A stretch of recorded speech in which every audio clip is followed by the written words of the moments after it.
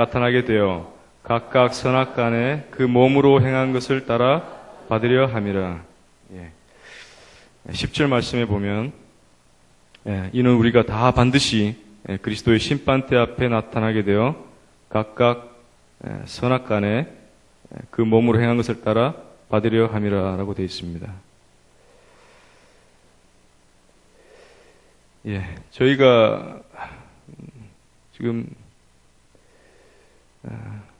이제 4월인데 불과 얼마 전만 해도 제가 CTI에 있었던 것 같고, 불과 얼마 전만 해도 제가 터키와 그리스에 있었던 것 같은데, 어느새 벌써 이렇게 한 해의 거의 4분의 1이 지났습니다. 그래서 4분기 중에 1, 4분기가 지금 지나고 4월달을 지금 맞이했습니다.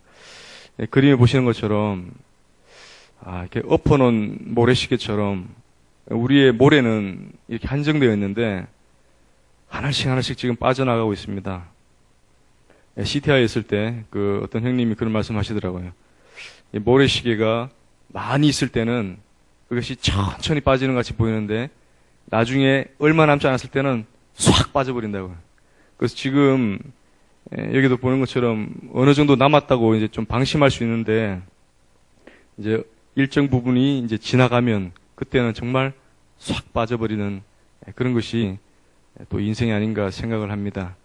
누구나가 다 이러한 모래시계처럼 자기에게 주어진 한정된 시간을 살다가 결국에는 자기가 좋든 싫든 간에 심판대 앞에 서게 되는데, 특별히 그리스도인이라면 누구나가 다 이 그리스도의 심판대 앞에 서게 됩니다. 우리가 이렇게 심판이라고 하면 참 떠오르는 것이 좋은 기억은 별로 없어요, 그죠?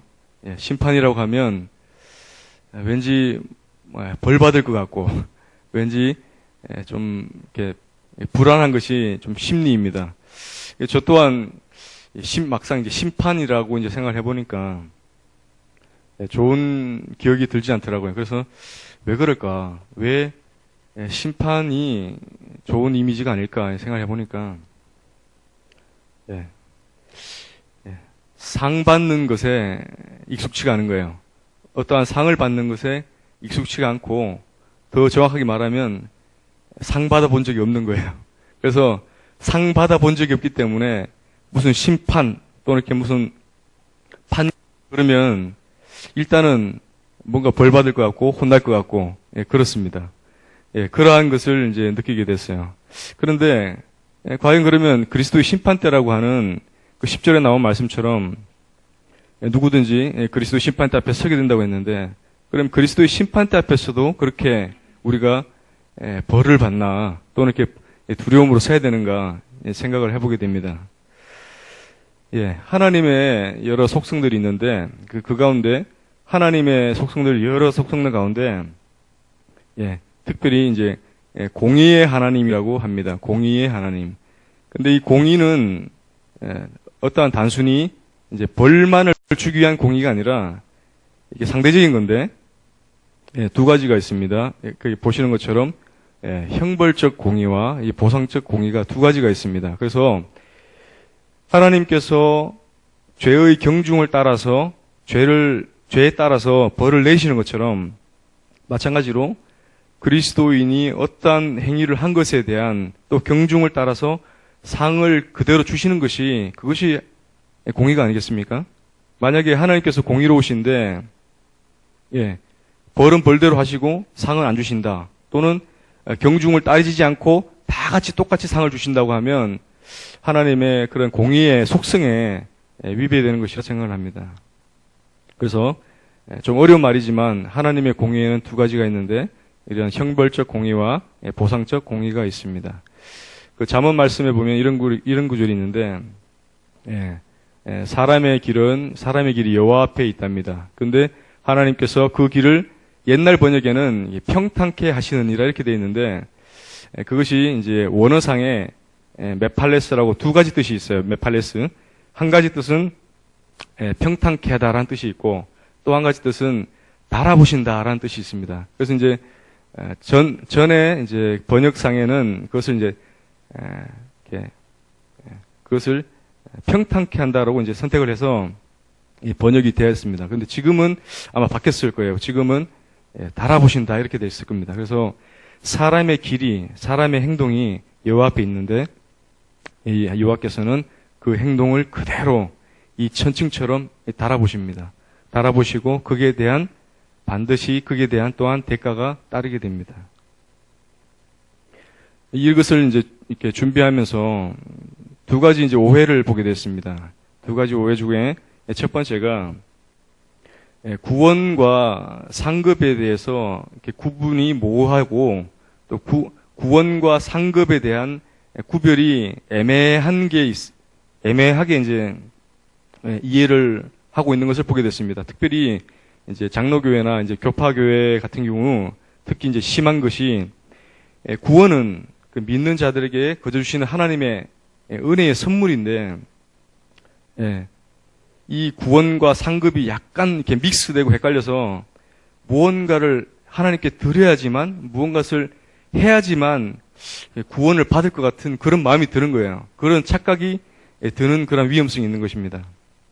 그런데 결코 구원과 상급은 분리된 것이지 어떤 동질의 것이 아니라는 것을 기억하시면 좋겠습니다. 그래서 상급은 하나님을 기쁘시게 한 것에 대한 일에 대한 보상이지 그것이 도를 넘어서 구원에 이르기까지 하는 그러한 것이 아닌 것을 다시 한번 생각하시면 좋겠습니다. 두 번째는 신분과 상태에 대한 이렇게 구분이 모호한 것을 또 보게 됐습니다. 구원은 신분에 관한 것이고 상급은 나의 상태에 대한 나의 행위에 대한 그런 것인데 이런 것도 구분이 모호해져서 그런 거 있잖아요. 내가 지금 내 행위가 하나님 앞에 온전치 않은 것 같아요. 그러면 구원이 이제 흔들리는 거예요. 구원받지 않은 것 같고 내가 정말 구원받았나? 이렇게 의심을 하게 됩니다. 그것이 어떻게 보면 선한 의심이 될 수도 있지만 때에 따라서는 또 어떤 사단의 정죄를 받아서 또 위험에 빠질 수 있는 또 그런 위험성이 있는 것을 보게 됩니다. 그래서 구원과 상급에 관한 부분은 구분을 해서 정확하게 개념을 정리를 하고 넘어가야 된다는 것을 생각하셨으면 좋겠습니다. 그래서 결론적으로는 거룩하게 된 하나님께서 구원해 주셨고 거룩하게 해 주셨습니다. 그래서 성도라고 불러주셨습니다. 그래서 거룩하게 된 나의 신분에 맞게 현재의 나의 상태를 좋아시키는 것, 좋아시키려고 노력하는 것, 그 다음에 추구하는 그것이 성도의 삶이고 그것이 성화의 삶이다라고 생각이 들었습니다. 그래서 지금 현재의 나의 상태는 거룩하지 않아요. 지금 현재 나의 상태는 불완전해요. 그렇지만 하나님께서는 또한 저에게 거룩하다라고 또 말씀해 주셨고 거룩하다라고 또 인정을 해 주시는 거예요. 이러한 두 가지 본질적인 분리가 있는데 이러한 것들을 최대한 맞춰가고 조화시켜 가려고 하는 것이 결국에는 우리가 추구하는 그런 성화의 삶이라는 것을 보게 됩니다. 히브리서 11장 6절에는 이 상에 대한 부분을 잘 말씀하고 있는데 같이 한 목소리로 읽어보겠습니다. 시작. 믿음이 없이는 하나님을 기쁘시게 하지 못하나니 하나님께 나아가는 자는 반드시 그가 계신 것과 또한 그가 자기를 찾는 자들에게 상 주시는 이심을 기대할지니라. 믿음이 없이는 하나님을 기쁘시게 하지 못한답니다. 그래서 믿음으로 하나님께 나아갈 때 하나님을 찾을 때 하나님께서는 그 찾는 자들에게 상을 주시는 분이시라고 히브리서에는 분명히 밝히 말하고 있습니다. 또한 이 상에 대해서 이 상급 심판이 그러하면 우리에게 어떠한 유익을 끼치는 것인지 또 세 가지로 한번 보게 되었습니다. 상급 심판이 우리에게 왜 유익한가? 첫째로는 뚜렷한 삶의 목표를 갖게 합니다. 이 세상과는 전혀 비교할 수 없는 그 영원한 세계, 또 영원한 것에 대한 그러한 것들을 알고 사모하면 할수록 이 땅에 눈에 보이는 것들은 한낱 그냥 이렇게 허접하게 또는 이렇게 허무하게 보일 것입니다. 만약에 이 땅이 크게 느껴진다면 영원한 하늘나라, 영원한 것에 대해서는 또 작게 보일 것입니다.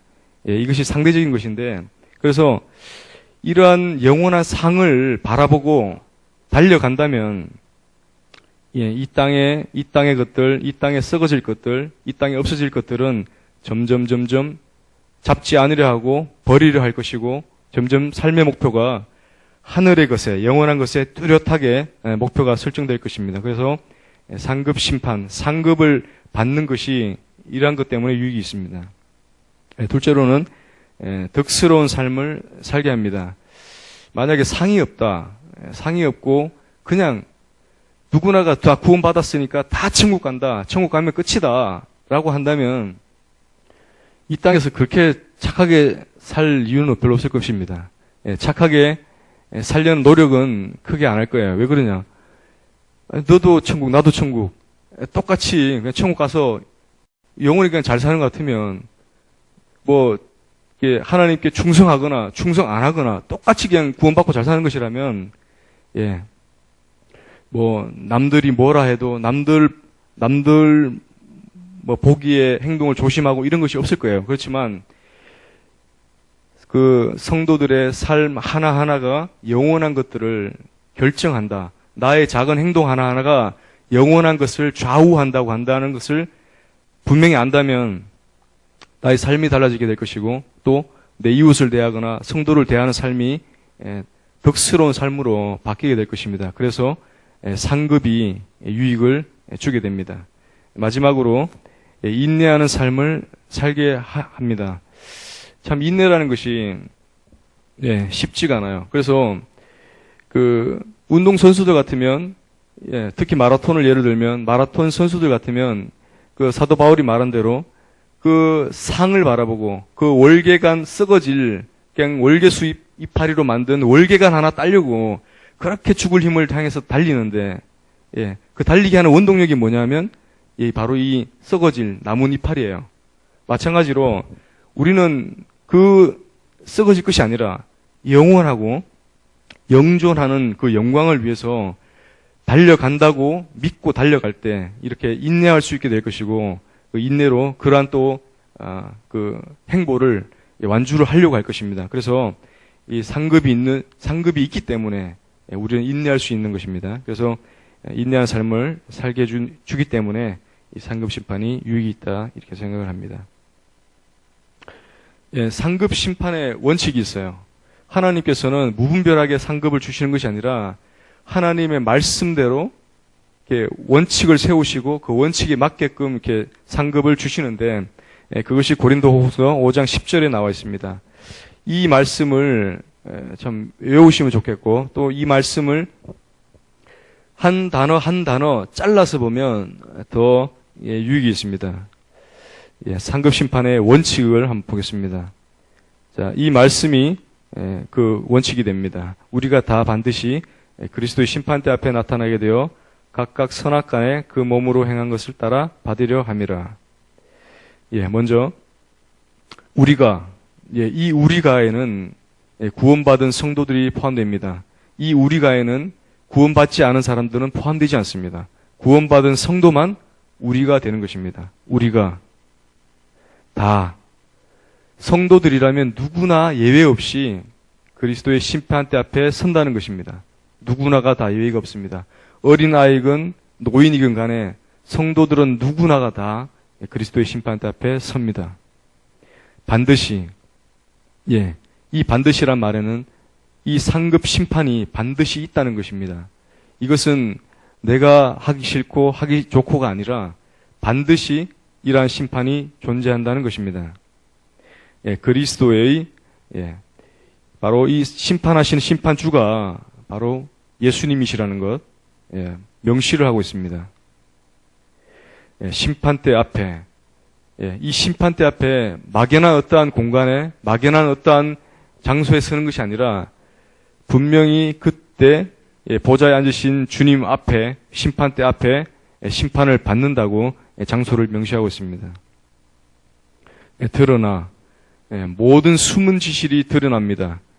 뭐 어떤 분 얘기로는 그 비디오를 틀어주듯이 아니면 파노라마처럼 자기의 모든 행위가 뭐 적나라하게 정말 하나도 가감 없이 다 드러난다고 합니다.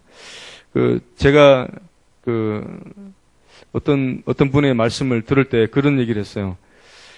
드러나게 되는데, 자, 모두가 다 이제 상급을 받기 위해서, 심판을 받기 위해서 이제 다 앉아있고, 한 명씩 주님 앞에 불려 나와요. 불려 나와서 자기가 태어나서부터 주님 나라 갈 때까지 모든 행위를 다 틀어주는데, 뒤에 성도들이 다 보고 있어요. 이걸 생각하면 좀 두렵더라고요. 그래서 내가 어떤 사람을 미워했거나 내가 어떤 사람을 나만이 알고 있는 그러한 비밀들이 만천하에 모든 성도들에게 다 드러난다는 것입니다. 물론 다 보여줄지 아니면 나와 주님만 볼지는 몰라요. 그렇지만 드러난다는 것은 확실합니다. 그래서 모든 숨은 것이 내가 잊고 있는 것조차도 주님이 다 보여주신다는 것입니다. 드러내신다는 것입니다. 각각 이 심판은, 이 상급은 우리라는 개념이 없어요. 나입니다. 나. 내가 어떻게 했느냐에 따라서 개별적인 심판을 하시는 겁니다. 선악간에 내가 어떠한 일을 좋은 뜻에서 또는 나쁜 뜻에서 선하게 또는 악하게 했던 모든 것들이 다 드러나서 분명하게 분명히 갈라서 심판을 하신다는 것입니다.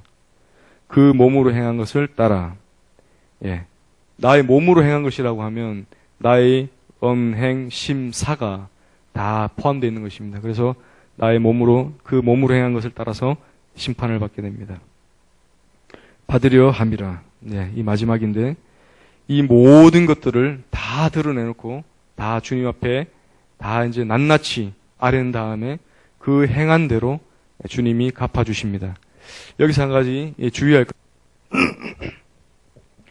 그러면 선악간에 심판을 한다고 했는데, 그럼 악한 것에 대한 벌을 받나요? 벌을 받습니까? 벌을 받는다 손 들어보세요. 벌을 받지 않는다 손 들어보세요. 역시 아무도 안 드시네. 봉호형제님 한 분 드시네. 저희는 심판이 없죠. 그리스도의 심판대 앞에 서지만 우리에게는 심판이 없습니다. 어떤 심판이 없느냐 하면 죄의 벌에 대한 심판이 없습니다. 예수 그리스도의 보혈의 공로로 말미암아서 죄에 대한 구원, 심판에 대한 구원을 받았기 때문에 우리는 그러한 죄에 대한 심판이 없어요. 단지 우리의 행위를 따라 우리의 행한 대로 상급의 심판이 있는 겁니다. 이렇게 해서 이 심판의 원칙대로 이제 우리가 상급을 받게 됩니다. 상급의 심판의 방법이 있는데 고린도전서 3장 12, 13절에 나와 있습니다. 잘 아시는 것처럼 이 심판의 내용은 불로서 심판하는 거예요. 불로서 심판을 해서 불로 태워봤을 때 안 타고 남은 것은 인정이 되고 타고 없어지는 것은 인정이 되지 않는 겁니다. 그래서 누구든지 금이나 은이나 보석이나 나무나 풀이나 짚으로 터 위에 세워서, 이 터라는 것은 예수 그리스도의 터 위에 세웠을 때 나중에 이 공적을 나타내기 위해서 불로서 살라보는데 만약에 불에 타버리면 이것은 없는 겁니다. 엄청나게 산더미처럼 지푸라기를 쌓았다 하더라도 불을 질렀을 때 다 날아가 버리면 없는 거예요. 심하게 얘기하면. 마찬가지로 정말 자그마한 보석 하나, 이거 하나 가지고 있는데 다 태웠는데 보석 하나 남는 겁니다. 그래서 우리의 공력은 이 말씀처럼 불로서 이 시험을 하게 된다고 되어 있습니다. 그래서 제가 이제 이런 공적이 어떻게 하면 남을 것인가, 어떻게 하면 남는 인생인가를 이제 보다 보니까 이 5가지로 이제 보게 되었습니다.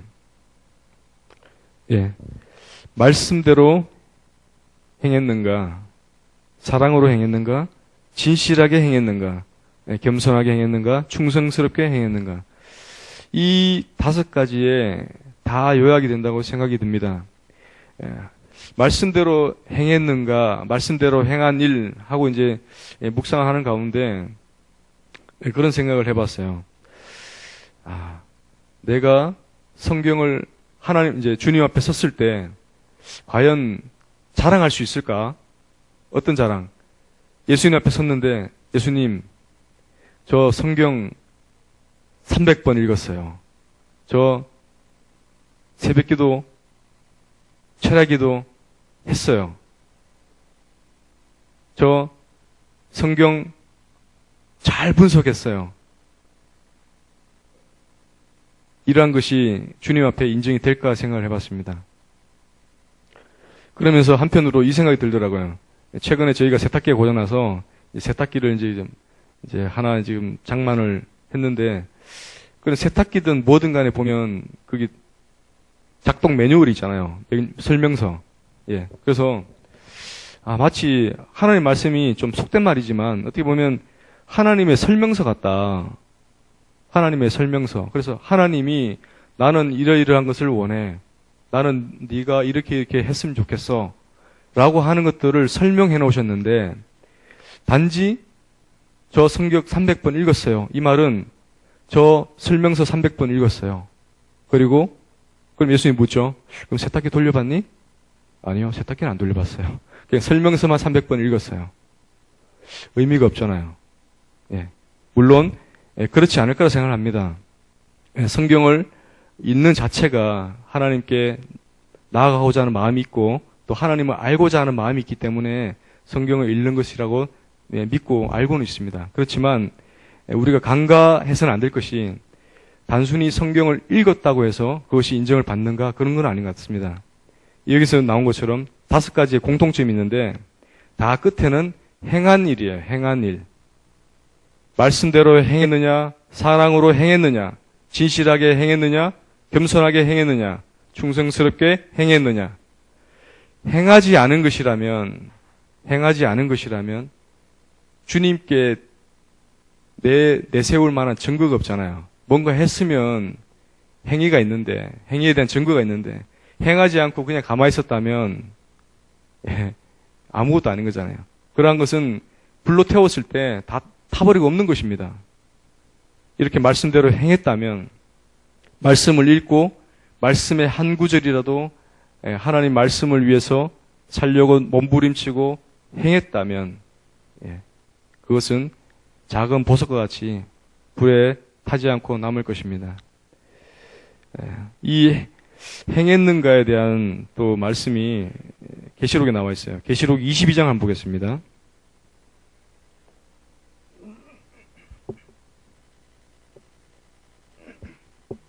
계시록 22장 12절입니다.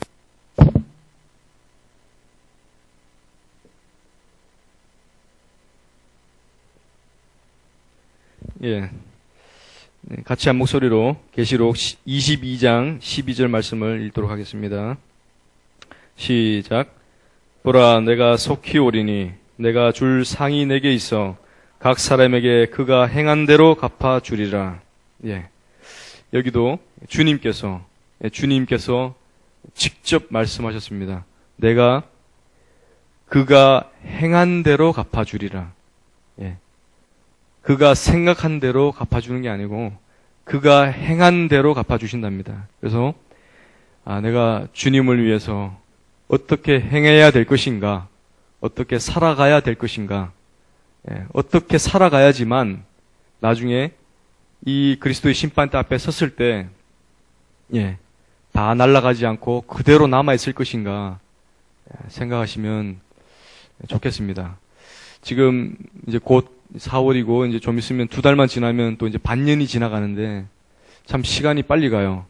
저도 뒤돌아보면 내가 뭘 했나 싶고 정말 이때까지 뭘 하며 살았나 싶어요. 그래서 하루라도 더 남아있을 때, 우리에게 남아있을 때 다시금 우리의 마음을 가다듬고 주님을 위해서 살고자 하는 마음, 그리고 정말 남을 것을 위해서, 썩지 않고 남을 것을 위해서 살아야 된다고 생각이 듭니다.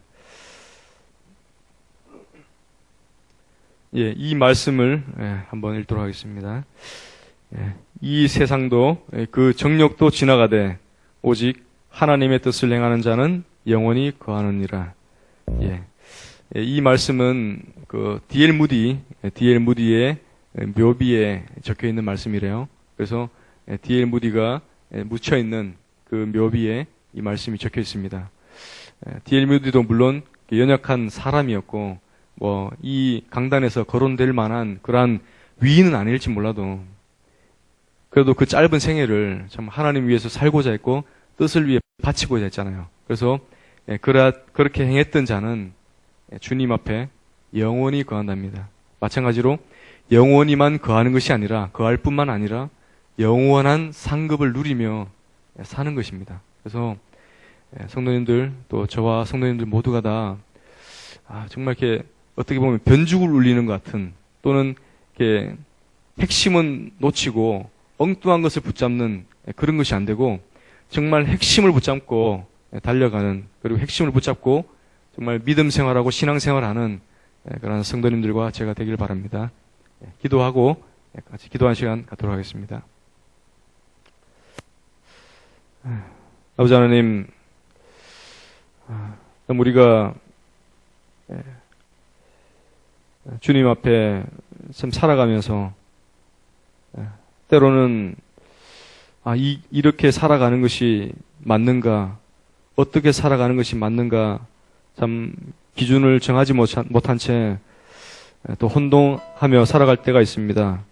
그렇지만 주님께서 또 이 말씀을 통해서 분명히 우리에게 심판대 앞에 서게 될 것을 말씀해 주셨고, 또한 어떻게 살아가는 것이 우리의 공적이 남는 것인가를 알려주셨습니다. 우리의 삶 가운데 정말 썩어질 것을 붙잡는 그런 것이 아니라 썩지 아니할 것을 위해서 달려가는 우리 팔공로 귀한 성도님들 되기를 원하며 존귀하신 예수님 이름으로 기도를 드립니다.